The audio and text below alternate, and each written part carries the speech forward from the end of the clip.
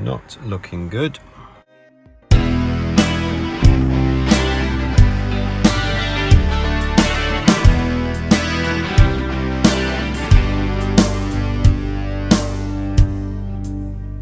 see you in red, I see you in blue, I got you on my mind, and I don't know what to do. Call you tonight, call you in the morning, I wanna call you all the time, till the day is dawning.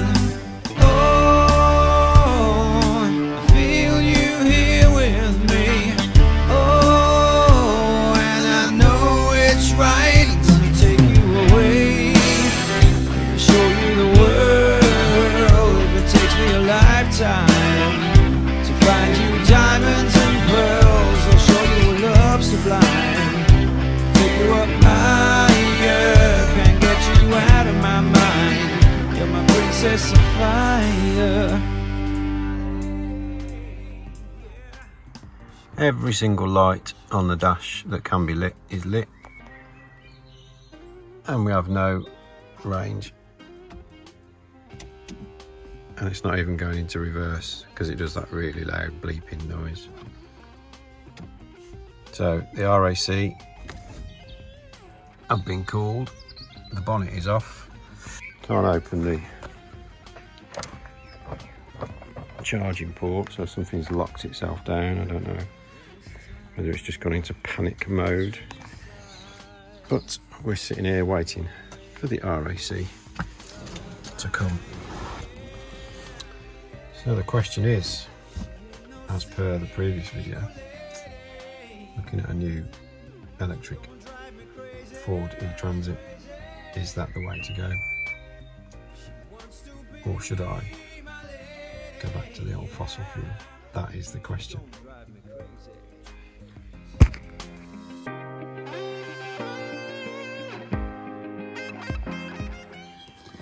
I was absolutely ravenous, starving hungry because I'm missing my spag bowl.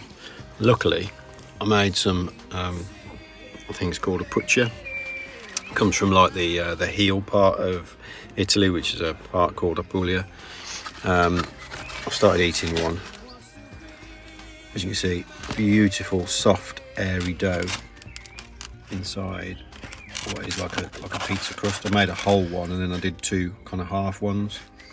The half ones are quite good for like cutting open, and you put a chocolate bar inside, flatten it out, put it in the air fryer, melt the chocolate, close it back up, dust it with some icing sugar and then a little drizzle of chocolate sauce. Absolutely banging. Or a large puccia, which normally this would have been, but I've been devouring it.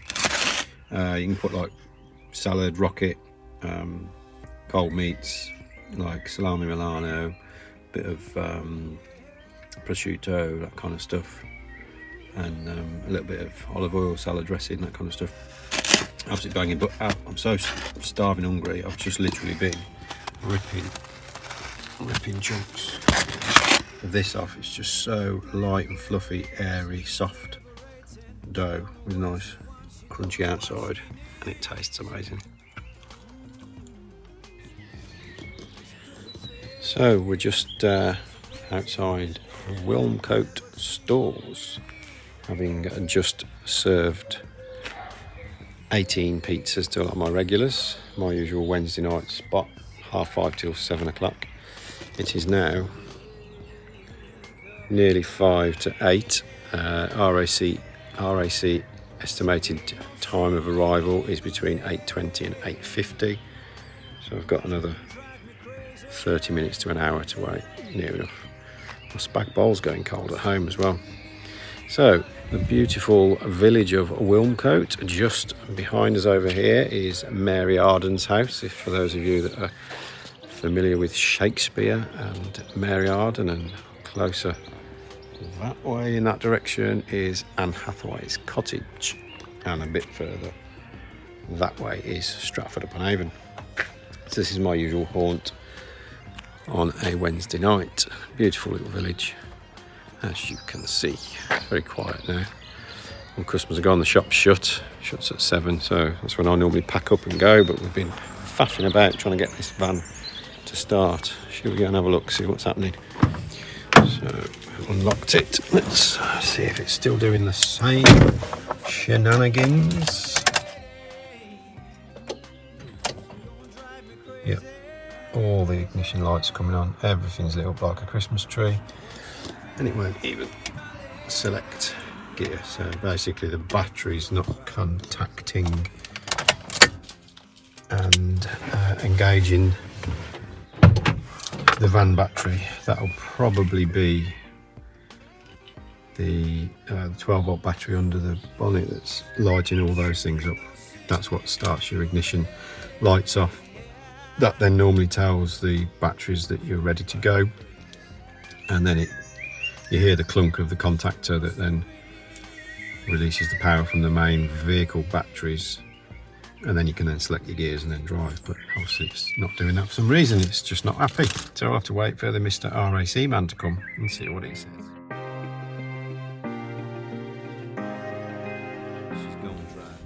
So update, it's 2 minutes to 9. RAC ETA has now changed to an estimate of 9:10 to 10 past 10. So 10 past 9 to 10 past 10 kind of hour window. I've had the text message to say that they will call when they are en route. So all fingers crossed. Well, there goes my interior light. Let's have a bit of light. It's now getting slightly dim outside. So we'll give you another update in a bit. I'm going to shut my eyes and have a bit of 40 winks. So it's now 12:48. Been home, just arriving back now, and the RAC is here with the van. So let's go and check it out.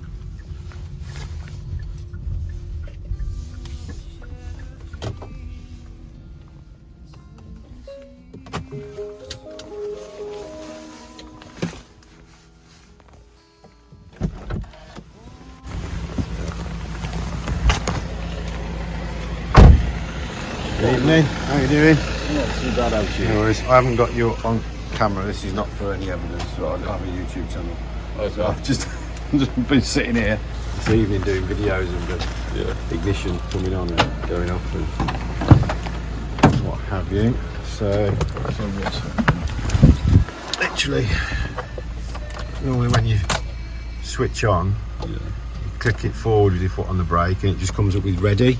Yeah. But none of this is all on, but it's literally every single light is on like a Christmas tree. Even the indicator lights, they're not normally on. Literally you'll just have probably a couple of lights down here. It won't even go into reverse. It normally bleeps really loud and the reversing camera comes on. So it's like, I'm sure all this gets lit up with the normal van 12 volt battery. Once it's done its checks and everything's fine, it then powers off the vehicle battery, and then it allows, the contactor. The trouble is, when you turn it off, you hear the contactor disengage. It didn't do it then.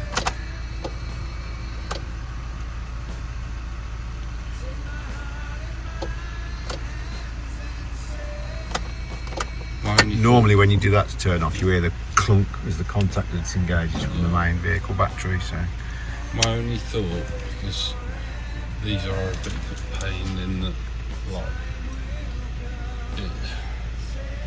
essentially it's sort of unknown territory, but if we try disconnecting and reconnecting the 12 volt battery, see if it'll do a system reset. Yeah. And hopefully. The only other concern that I had, and this has happened to me once before, but it was when I'd finished charging it.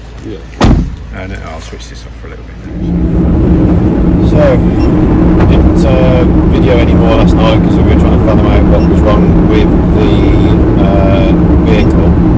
And as with anything electrical, we kind of suggested sometimes turning it off and turning it back on again, or unplugging it. And as when you start any vehicle up with a fossil fuel car or an electric vehicle, the the 12 volt battery, turns the main ignition lights on and stuff before it'll allow the vehicle to start. So if there's a problem with the 12 volt battery, then you can't normally start the vehicle. So we thought if we disconnect the 12 volt battery and see whether or not when we reconnect it, it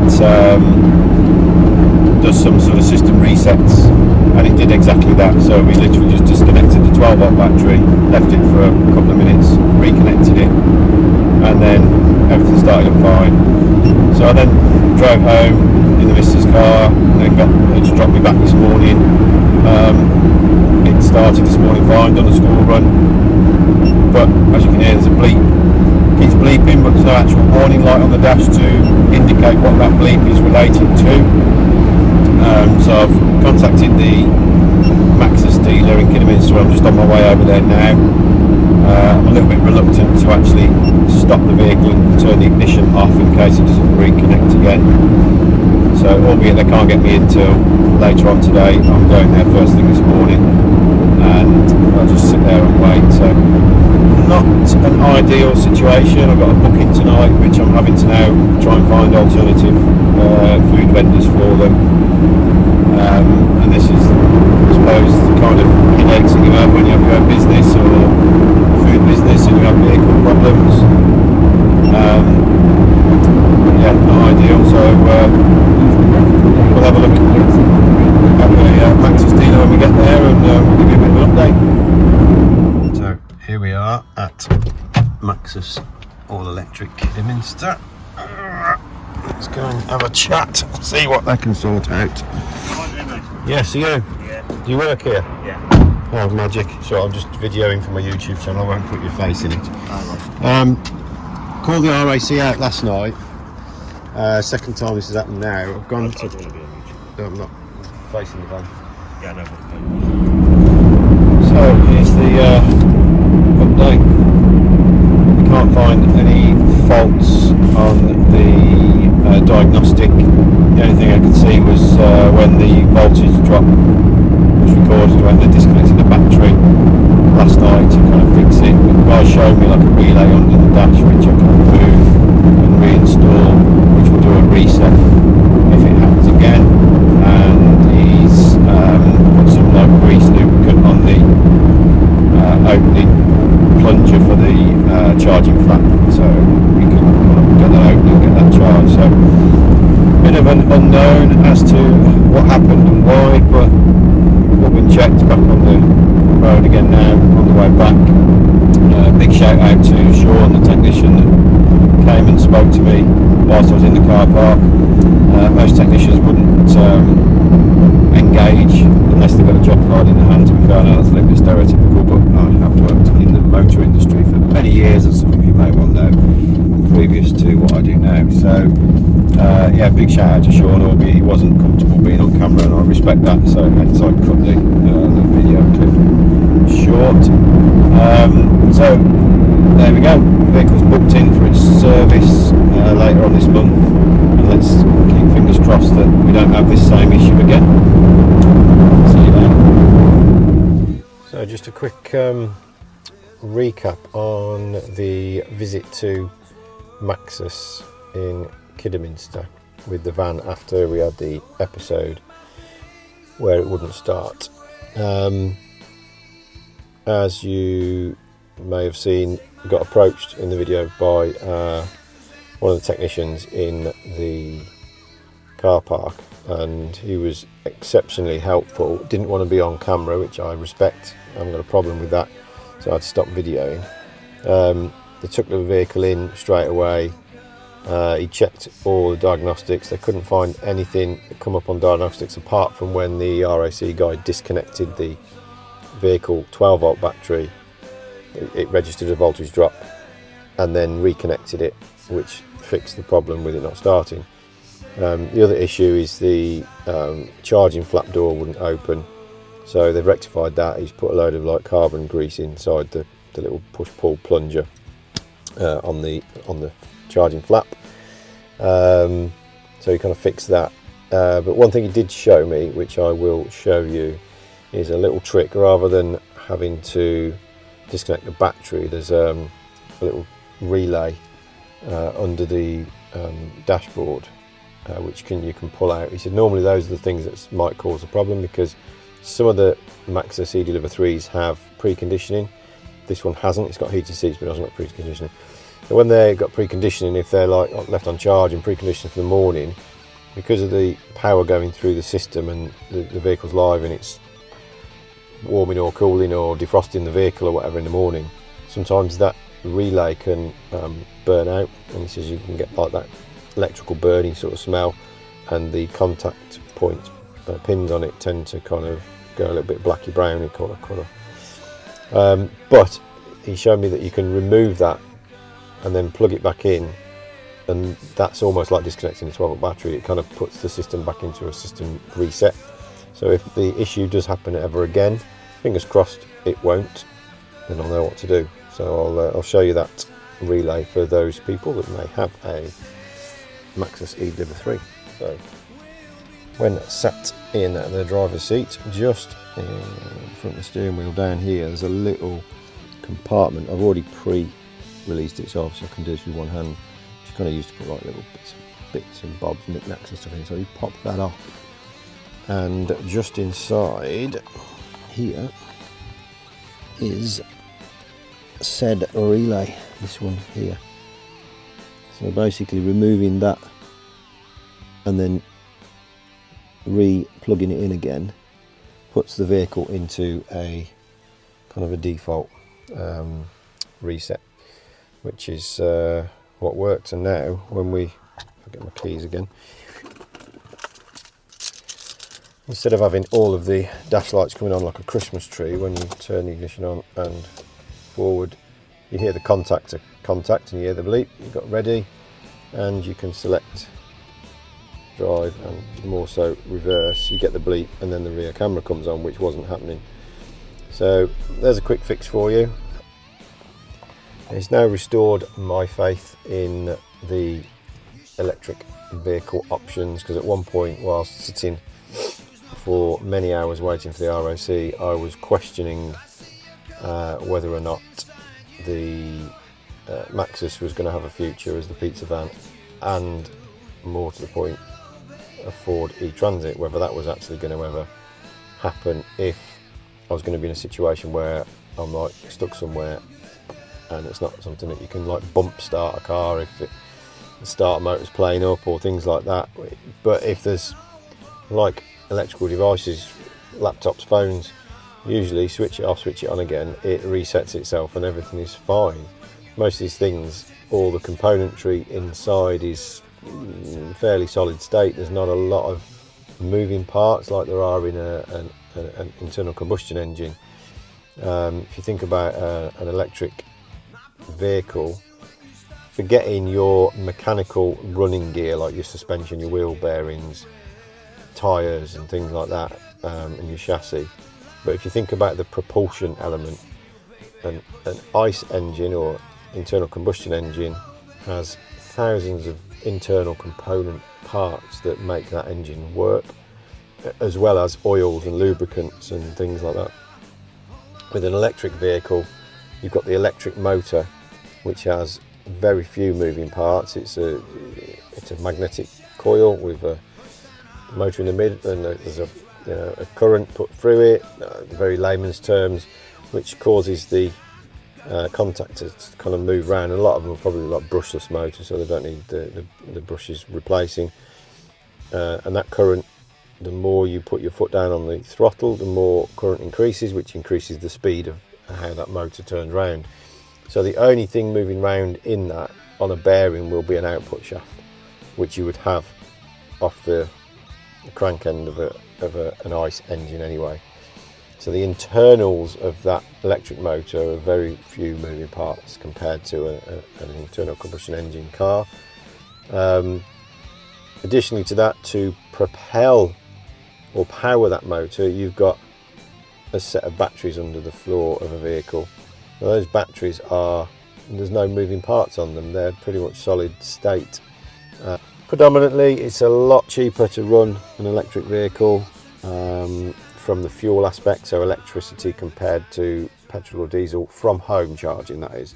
Not if you use the public charging network. It's kind of par for the course. If you do that, it's an expensive way of running an electric vehicle. But if you've got a home charger at home and you charge it all the time, job's a good one. So my faith in the electric vehicle idea has been restored, and the service at Sean, the technician from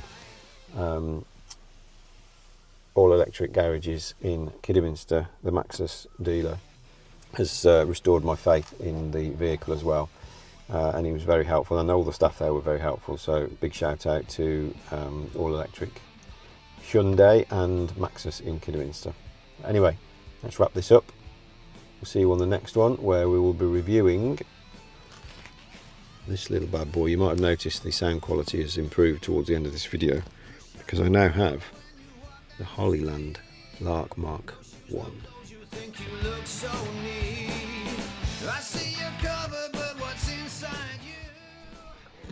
Okay, so actually decided to do a bit of a giveaway of the Hanmere lavalier mic set, which comes with two mics. There's one. I'm actually using it here in the van. You can hear that there.